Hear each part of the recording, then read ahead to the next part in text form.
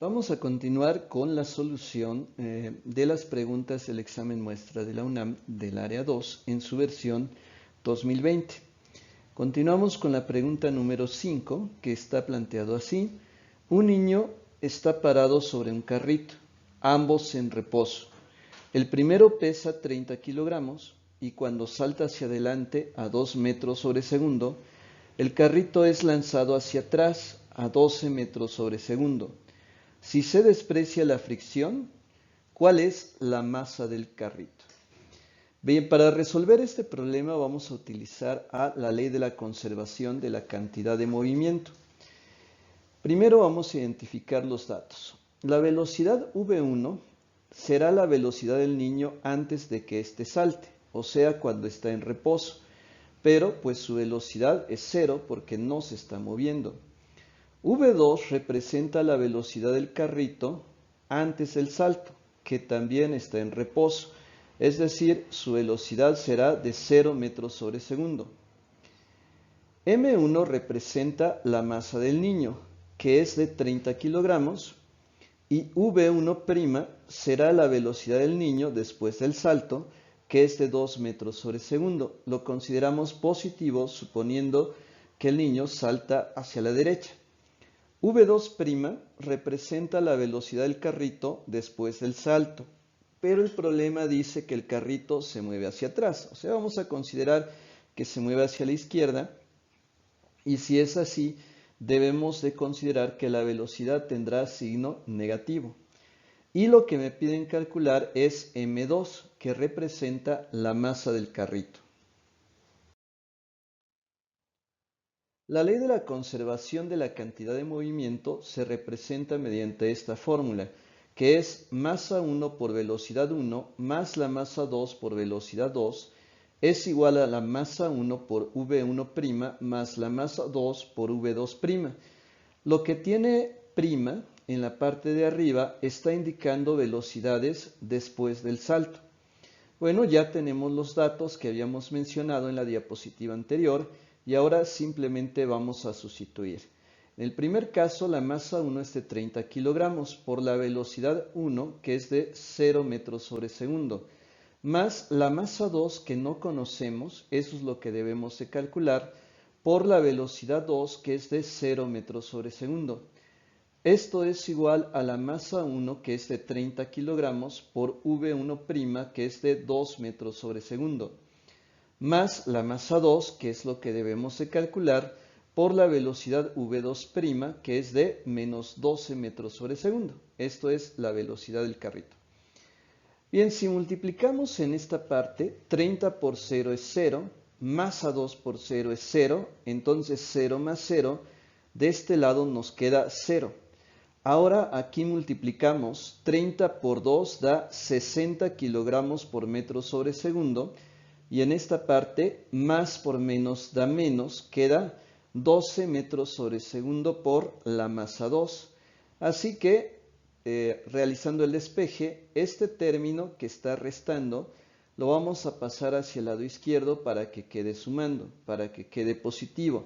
Entonces nos queda con la forma masa 2 por 12 metros sobre segundo es igual a 60 kilogramos por metro sobre segundo.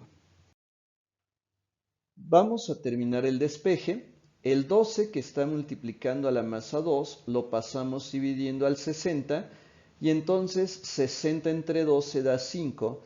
Los metros sobre segundo se eliminan y nos quedan kilogramos. Por lo tanto, la masa del carrito es de 5 kilogramos, así que la opción correcta es el inciso B. Continuamos con la pregunta número 6. Para convertir un valor de temperatura Celsius, Tc, a su valor equivalente en la escala Kelvin, Tk de temperaturas, se emplea la expresión.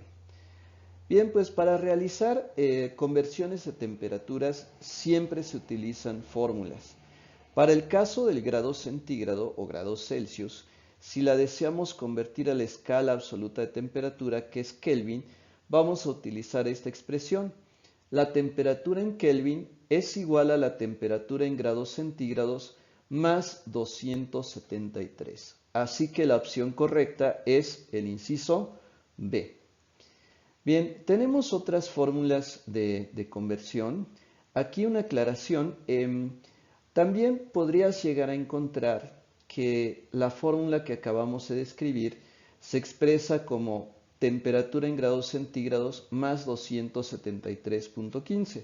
Realmente esto es un valor más exacto, pero en el examen de admisión de la UNAM no suelen utilizar estos decimales. Además, si quiero convertir la temperatura de Kelvin a grados centígrados, podríamos usar este. Simplemente la temperatura en Kelvin le restamos 273. Y para obtener temperatura en grados Fahrenheit a partir de grados centígrados, la fórmula será 1.8 por la temperatura en grados centígrados más 32. Si queremos convertir grados Fahrenheit a grados centígrados, entonces vamos a usar la última fórmula. La temperatura en grados centígrados será igual a la temperatura en grados Fahrenheit menos 32, esto dividido entre 1.8.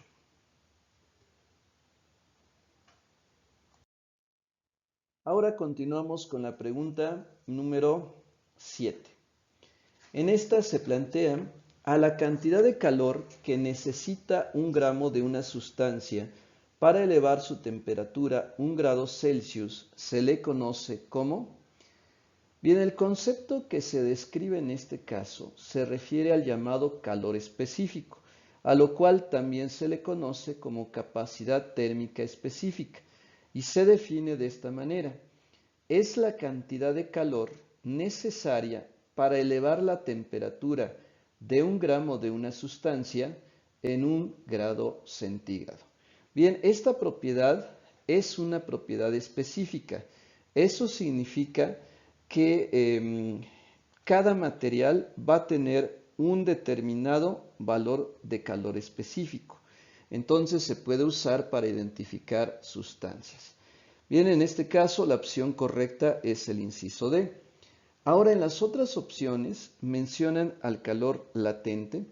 Y bueno, el calor latente es el calor necesario para provocar un cambio de estado, como la vaporización o la fusión, a 1 gramo o a 1 mol de una sustancia. Y aquí hay que recordar que cuando se presenta un cambio de estado, la temperatura no cambia, la temperatura permanece constante. Entonces, el calor latente es distinto de la definición que nos están dando. Y bueno, en algunos problemas será necesario calcular el calor específico o calcular el calor que le debemos de suministrar a una sustancia.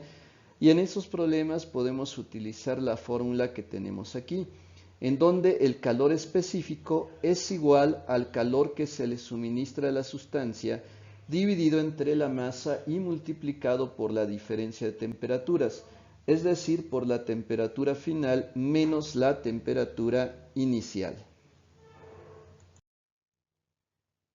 Ahora la pregunta número 8. Una cuerda está atada en un extremo a un punto fijo y en el otro a un vibrador, de manera que se produce un tren de ondas como el que se muestra en la figura. ¿Cuál es la longitud de onda de la onda estacionaria? Bien, vamos a recordar primero que la longitud de onda es la distancia que existe entre dos crestas vecinas de una onda. Tenemos aquí un dibujo que nos muestra los elementos principales de una onda. Entonces, la altura que tenemos con respecto a la línea de equilibrio se le llama amplitud. Este punto de aquí es una cresta, este punto de aquí es una cresta, entonces la distancia entre dos crestas vecinas se llama longitud de onda. El punto más bajo de una onda se le llama valle. En el dibujo que nos dan, podemos contar un total de 5 crestas. 1, 2, 3, 4, 5 crestas. Entonces, para poder calcular la longitud de onda, simplemente vamos a dividir la longitud de todo este tren de ondas, que es de 90 centímetros, entre el número de crestas que contamos, que es 5. Así que al dividir 90 centímetros entre 5 tenemos 18 centímetros. Cada ciclo de la onda mide 18 centímetros, así que la opción correcta es el inciso D. Pregunta número 9. Una resistencia eléctrica de 9 ohms disipa una energía de 100 joules cada segundo. ¿Cuál es el voltaje en los extremos de la resistencia? Este problema se refiere a un fenómeno conocido como efecto Joule. Este se presenta cuando se hace pasar una corriente eléctrica a través de una resistencia, la cual está sometida a un voltaje, por eso pasa la corriente a través de ella, y entonces se produce calor que proviene de la resistencia debido al paso de la corriente. La cantidad de calor que se está produciendo va a depender del tiempo que se mantenga aplicando la corriente eléctrica. Y el calor Q lo podemos calcular multiplicando el voltaje por la intensidad de corriente por el tiempo. Sin embargo, pues hay fórmulas equivalentes. De hecho, esta parte del voltaje por la intensidad de corriente es la fórmula para calcular la potencia eléctrica. Y la potencia eléctrica también se puede calcular así, como el voltaje elevado al cuadrado y dividido entre la resistencia y multiplicado por el tiempo. El tiempo siempre deberá medirse en segundos. Entonces, para este problema vamos a usar la fórmula calor es igual a voltaje al cuadrado entre resistencia por el tiempo. El problema nos proporciona los siguientes datos. El calor Q es igual a 100 joules. La resistencia es de 9 ohms y el tiempo es de 1 segundo. Tenemos que calcular el voltaje. Así que sustituyendo los datos, el calor Q será igual a 100. El voltaje al cuadrado es nuestra incógnita, entre la resistencia que es de 9 ohms por el tiempo que es de 1 segundo. Si despejamos el voltaje, 9 ohms que está dividiendo pasa multiplicando y 1 segundo que está multiplicando pasa dividiendo. Así que 100 por 9 da 900, dividido entre 1 pues siguen siendo 900 volts al cuadrado. Para despejar el voltaje, el cuadrado lo pasamos como raíz cuadrada, así que el voltaje es la raíz cuadrada de 900. Como 30 por 30 da 900, entonces la raíz cuadrada de 900 es 30. El voltaje es de 30 volts, así que la opción correcta es el inciso A. Ahora continuamos con la pregunta número 10. ¿En cuánto tiempo se llenará una alberca olímpica de 50 metros por 25 por 3 metros si se usa un tubo de 40 centímetros de diámetro por el que fluye agua a una velocidad de 4 metros sobre segundo? Para resolver este problema vamos a utilizar el concepto de gasto. Sin embargo, primero tenemos que calcular el volumen de la alberca. Consideramos que la alberca tiene forma de un paralelepípedo o prisma rectangular, que es algo con esta forma, y las dimensiones que tiene ya las mostramos aquí. El largo es de 50 metros, el ancho es de 25 y la altura o profundidad es de 3 metros. Entonces, primero vamos a calcular el volumen. Para un cuerpo geométrico como este, se obtiene simplemente multiplicando las tres dimensiones, A por B por C. Entonces podemos considerar que A es 3 metros, B 50 metros y C 25 metros. Así que 3 por 50 da 150 y 150 por 25 da 3.750 metros cúbicos. Este sería el volumen de la alberca. Ahora vamos a calcular el gasto. Pero el gasto se puede calcular multiplicando el área transversal de la tubería por la rapidez con la cual circula el fluido a través de la tubería. Sin embargo, no tenemos el área transversal, pero el área transversal de la tubería tiene forma circular y se puede calcular como pi por radio al cuadrado. En el problema se nos indica que el diámetro de la tubería es de 40 centímetros. Pero pues sabemos que el radio es la mitad del diámetro, entonces el radio será de 20 centímetros. Si lo pasamos a metros, pues tenemos que dividir entre 100, ya que un metro tiene 100 centímetros, y entonces 20 entre 100 da 0.20 o 0.2 metros. Y ahora, pues el área sería pi por radio al cuadrado. Considerando que pi es 3.1416, se multiplica por 0.2 al cuadrado, entonces esto da como resultado 0.1257 metros cuadrados. Este es el área transversal de la tubería. Ahora podemos calcular ya el gasto multiplicando el área transversal por la velocidad o rapidez del fluido. Ya vimos que el área transversal es de 0.1257 metros cuadrados.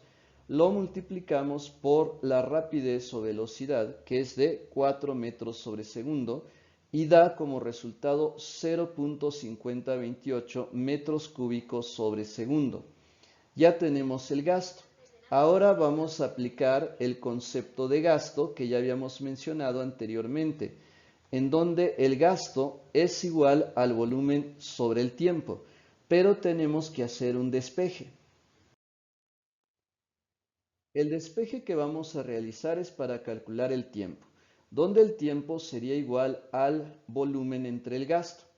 Ya sabemos que el volumen es de 3.750 metros cúbicos, se divide entre el gasto, que es de 0.5028 metros cúbicos sobre segundo. Entonces, al hacer la división nos quedan 7.458 segundos. Este es el tiempo en segundos que tardaría en llenarse la alberca olímpica. Sin embargo, en las opciones de respuesta no vienen dadas en segundos, así que esto lo debemos de convertir a horas.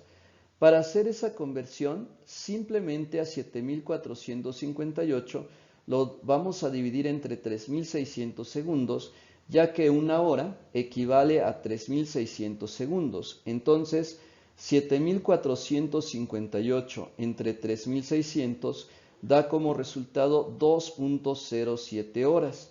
Así que la opción correcta es el inciso D. Llegamos a la pregunta número 11.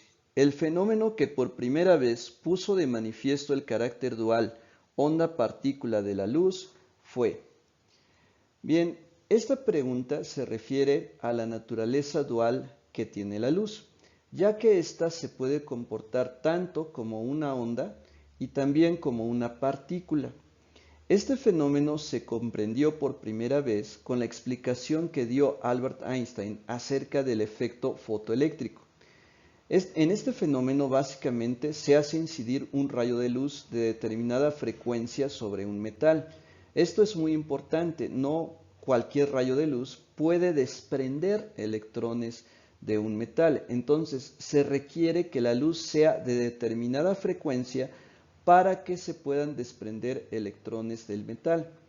Ahora, la cantidad de electrones que se desprenden del metal cuando se hace incidir la luz va a depender de la intensidad de la luz incidente. Es decir, mientras mayor sea la intensidad de la luz, mayor cantidad de electrones se va a desprender. Y bueno, en esto vemos una naturaleza dual debido en primer lugar a que los rayos incidentes sobre el metal pues tienen una característica de las ondas, que es la frecuencia. Sin embargo, estos rayos de luz al incidir sobre los electrones del metal hacen que los electrones se desprendan. Entonces, cuando la luz actúa sobre la materia y provoca estos fenómenos, actúa como si fuera una partícula. Se puede visualizar como si la luz estuviera formada por balines que cuando chocan contra los electrones del metal hacen que estos electrones se desprendan. Pregunta número 12. El modelo de Thomson establece que, bien, aquí estamos hablando de la teoría atómica y el modelo atómico de J.J. Thomson propone que los electrones son partículas con carga eléctrica negativa que están incrustados en una esfera con carga eléctrica positiva y en esta esfera esta carga se encuentra distribuida uniformemente. Ahora, los electrones están incrustados en el cuerpo del átomo como si fueran pasas incrustadas en un pastel. Debido a esto, su modelo atómico recibió el sobrenombre del budín de pasas. Bueno, y aquí hacer también una aclaración. De hecho, cuando Thomson descubre los electrones, él no los denomina con este nombre, sino para él estas partículas cargadas negativamente son simplemente corpúsculos. Sin embargo, más adelante, otro científico llamado George Stoney es el que le dio el nombre de electrones a estas partículas atómicas ya sumamente famosas.